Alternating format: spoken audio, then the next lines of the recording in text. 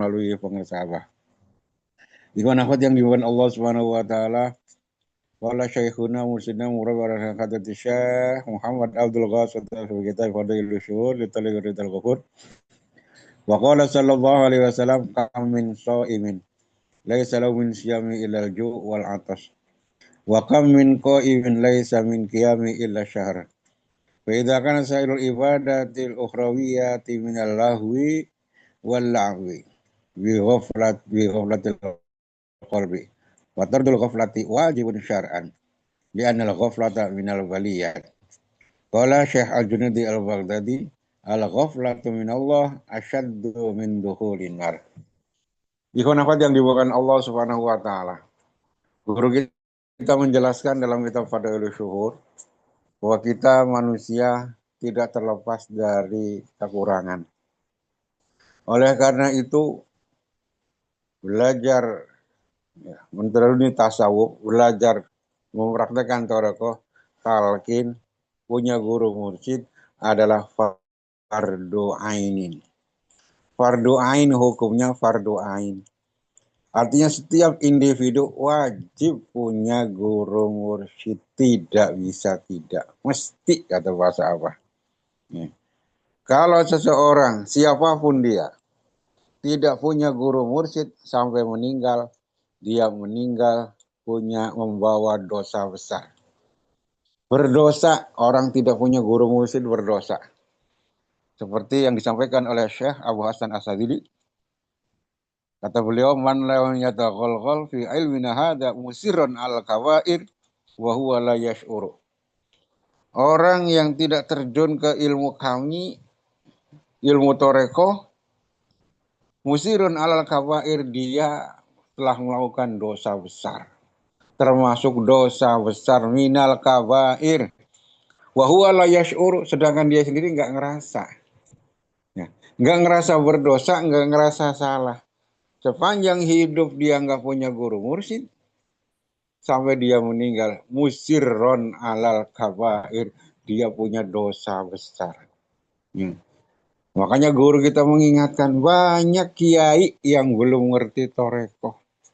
Ya. Banyak kiai. Lah kalau kiainya saja banyak yang belum ngerti, apalagi yang bukan kiai. Ya. Sampai Abah menjelaskan, meskipun sudah jadi kiai besar, santrinya ribuan, pesantrennya beribuan lantai, ya, ribuan, santrinya banyak, pesantrennya 1000 lantai. Tapi kalau belum ditalkin, belum punya guru mursyid, belum punya apa-apa. Belum punya apa-apa kalau belum punya guru mursyid. Ya. Semuanya masih belum pasti, hidupnya belum pasti, matinya belum pasti, nanti di akhirat belum pasti, masih mudah-mudahan. Ya, makanya kita sering dengar kalau ada kiai, meskipun dia itu kiai pesantren, pengasuh pondok pesantren sekalipun, kalau belum berthariqah, tidak punya guru mursyid, begitu meninggal, inna lillahi wa inna ilaihi raji'un, turut berduka cita. Ya. Bahasanya turut berduka cita. Mudah-mudahan husnul khotimah. Mudah-mudahan amal baiknya diterima. Mudah-mudahan dosa-dosanya diampuni. Ini masih mudah-mudahan. Lah guru kita nggak mau. Guru kita nggak pakai mudah, yang pasti-pasti aja. Guru kita pasti husnul khotimah. Pasti ibadahnya diterima. Pasti dosanya diampuni. Apa? Talqin. Tegas. Kalau ditalqin pasti husnul khotimah. Ini udah jaminan dari guru kita. Syekh Abdul Qadir pernah berdoa kepada Allah Subhanahu wa taala. Allah bihaqi jaddi nabiyika wa akhiratika Allah taqwada ruha muridin wa muridin illa ala tawbati. Ya Allah, dengan haknya eyangku, Nabi pilihanmu, Kanjeng Nabi Muhammad sallallahu alaihi wasallam, kata Syekh Abdul Qadir, Allah takbodaruha muridin wa muridin illa ala tawati. Jangan engkau cabut nyawa muridku. Jangan kau ambil nyawa muridku, baik laki-laki maupun perempuan, kecuali dalam keadaan bertobat.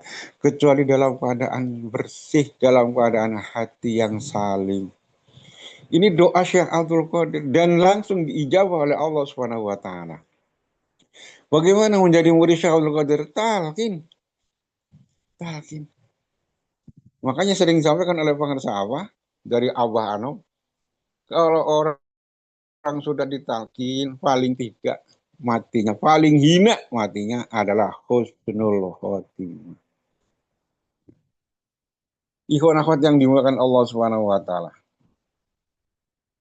Washtaharul dawa wala yadi wa in khalafal walidain. Maka karena ini fardu ain, tiap seseorang wajib punya guru mursyid, wajib ditalkin. Ya, wajib untuk berusaha mengobati hati yang penyakit itu. Udah penyakit hati, penyakit bawaan. Ya, kita semua pasti punya, harus cari obatnya. Wa in khalafa walidayhi, meskipun berselisih dengan kedua orang tua. Ya. Meskipun orang tua kita, kedua orang tua kita nggak setuju. Kita ditalkin, punya guru mursyid, orang tua nggak suka. Tetap lanjut. Apakah termasuk orang yang durhaka? Enggak.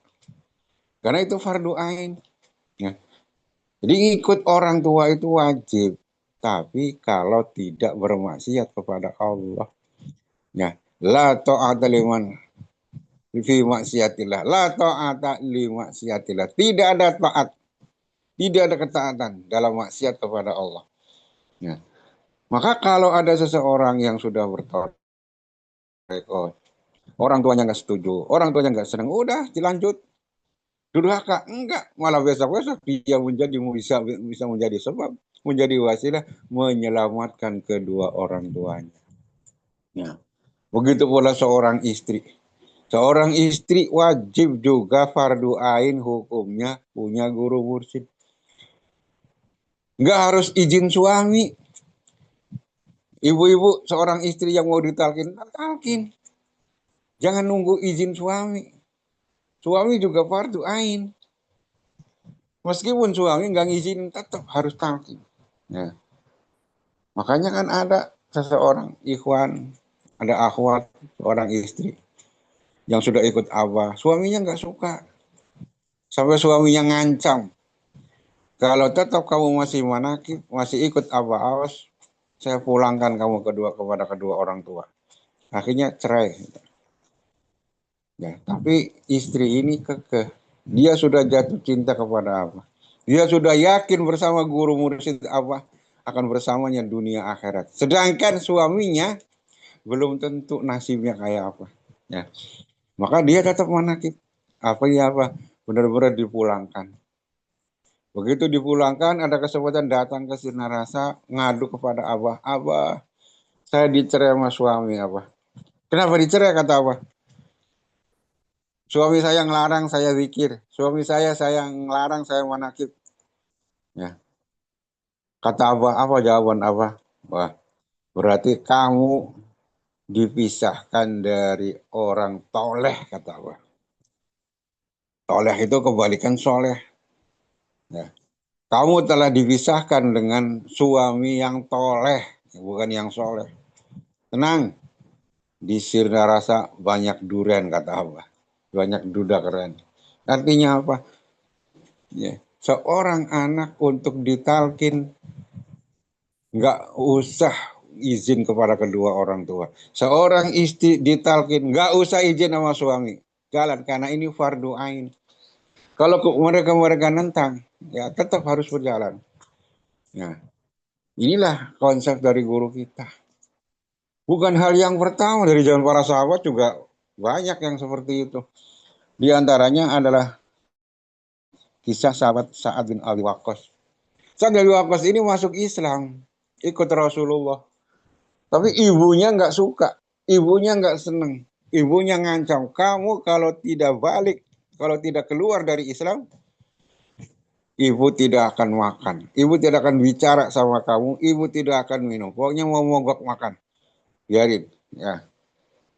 Jadi ibunya ngancam, kalau kamu tidak keluar dari Islam, ibu tidak akan bicara sama kamu, ibu tidak akan makan minum, mogok gitu kan. Akhirnya benar-benar udah 3 hari itu ibunya Sa'ad bin Abi Waqqas. 3 hari nggak makan nggak minum, hampir menyerah itu. Hampir nyerah itu Sa'ad bin Abi Waqqas. Akhirnya turun Al-Quran surat Al-Ankabut ayat 8. A'udzubillahi minasyaitonirrajim. Bismillahirrahmanirrahim. Wa wasainal insana biwalidayni husna. Wa in jahadaka litusyrika bi ma laysa laka bihi ilm wala tuti'huma ilayya warji'ukum fa unabbiukum bima kuntum ta'lamun. Al-Ankabut. Jadi kata Allah, aku telah berwasiat kepada manusia untuk selalu berbuat baik kepada kedua orang tua. Nah, wa in jahadaka litusyrika bi ma laysa bihi ilm fala tuti'huma. Tapi kalau kedua orang itu memaksa kamu musyrik, memaksa kamu balik ke kufur, keluar dari Islam, fala tuti'huma, jangan kamu turuti, jangan kamu taati. Ilayya marji'ukum, kamu kembalinya kepadaku, kata Allah. Nah, dalam ayat lain, dalam surat Luqman, wa in jahadaka ala an tusyrika bima laysa laka bihi ilm fala tuti'huma wa sahibhuma fid dunya ma'rufa. Wattabi' sabila man anaba ilayya summa ilayya marji'ukum fa unabbi'ukum bima kuntum ta'lamun. Jadi kalau mereka kedua orang tak memaksa kamu untuk musyrik, keluar dari Islam, keluar dari TKN umpama, keluar dari visa dari guru mursyid, fala tuti'huma, jangan kamu taati, jangan kamu turuti. Wa sahibhuma fid dunya ma'rufa, tapi tetap pergaulilah kedua orang tuamu dengan baik. Ya, pergauli orang tua dengan baik, fid dunya ma'rufa wa sahibhuma fid dunya ma'rufa, harus baik-baik. Jangan kasar sama orang tua. Tetap apapun yang terjadi itu orang tua. Kalau orang tua butuh, tetap kita harus tolongin. Kalau orang tua sakit, kita tetap ngurusin. Nah, tapi apa yang disuruh diminta oleh orang tua untuk musyrik, untuk keluar dari Islam, untuk keluar dari guru mursyid, jangan diturutin. Karena kita semua ada kembalinya kepada Allah Subhanahu wa taala. Nah, inilah pentingnya kita punya guru mursyid. Jangankan tetangga yang nentang. Jangankan cuma teman yang nggak setuju. Orang tua sendiri, suami, istri sendiri. Kalau nggak setuju, biarin aja. Cuekin. Nah, ini adalah fardu ain. Nah, maka guru kita panggil apa? Saking pentingnya kita belajar zikir, ditalkin, punya guru mursyid. Ini guru kita mengutip hadis Rasulullah dalam Fadilus Syuhur. Apa kata Rasulullah? Kamin so'imin laysalahu min siyam ilal ju wal atas. Banyak orang yang berpuasa yang dia dapatkan cuma lapar dan haus. Dapatnya cuma lapar dan haus. Kenapa? Tidak ada zikirnya. Nah, nggak ada zikirnya. Wa kam min qa'imin laysa lahu min qiyami ila syahr. Banyak orang yang qiyamul lail, sholat malam yang dia dapat cuma begadang, cuma melek doang. Nggak ada nilainya. Ya. Nggak ada nilainya. Lahun. Kenapa? Nggak ada zikirnya. Ya. Puasa nggak ada zikirnya, sia-sia.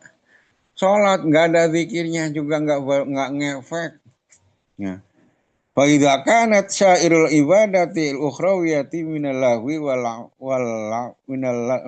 lahwi wal la'ib bi ghaflatil qalbi fatorbul qalbi ghaflati wajibun syar'an. Maka ketika semua ibadah yang bersifat akhirat adalah lahwunya, adalah ibunya, tidak ada zikirnya, bi ghaflatil qalbi, dengan sebab lupanya hati, ya. Dengan sebab hati yang lupa, ibadah zikir lupa, sholat lupa, puasa lupa, ibadah yang lain lupa kepada Allah, fatardul ghaflati wajibun, maka untuk menghilangkan lupa itu hukumnya wajib. Bagaimana cara menghilangkan ghaflah? Talqin, ditalkin. Li'anal ghaflata minal baliyah, karena lupa itu termasuk dari bencana, termasuk bala, termasuk baliyat. Jadi orang lupa kepada Allah itu termasuk bencana. Bahkan Syekh Abdul Qasim Junaidi Al-Baghdadi menjelaskan, dikutip oleh pengarang, al-ghaflatu minallah asyaddu min duhulin nar. Lupa kepada Allah, ghaflah itu lebih parah, lebih berat daripada masuk neraka. Jadi orang lupa itu lebih berat dari masuk neraka, lebih parah dari masuk neraka. Kenapa?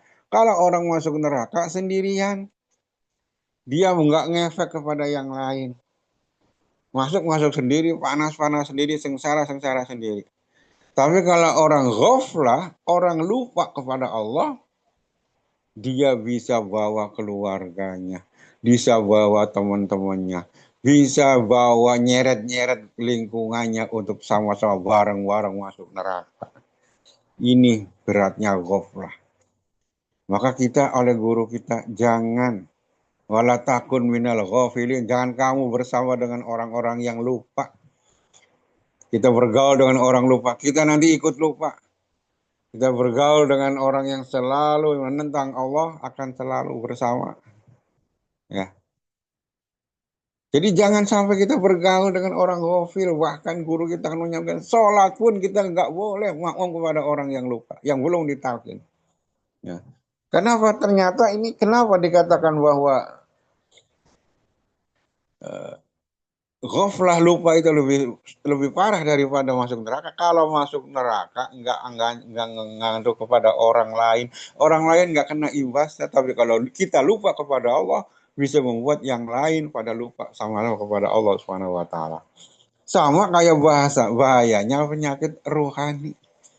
Nah, kalau kita penyakit jasmani, yang ngefek cuman yang bersangkutan, yang sakit cuman yang bersangkutan. Ada saudara kita sakit gigi, yang dia ngerasain sakit gigi cuma dia aja. Ya, ada orang yang sakit panas, ya hanya yang bersangkutan yang merasakan panas, yang sekelilingnya enggak merasain.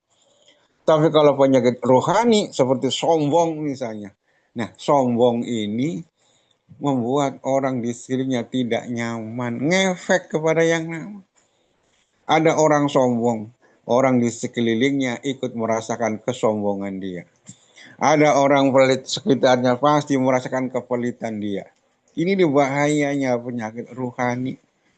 Dan bahayanya lagi, jeleknya lagi, orang kena penyakit rohani ini yang bersangkutan nggak ngerasa. Ya.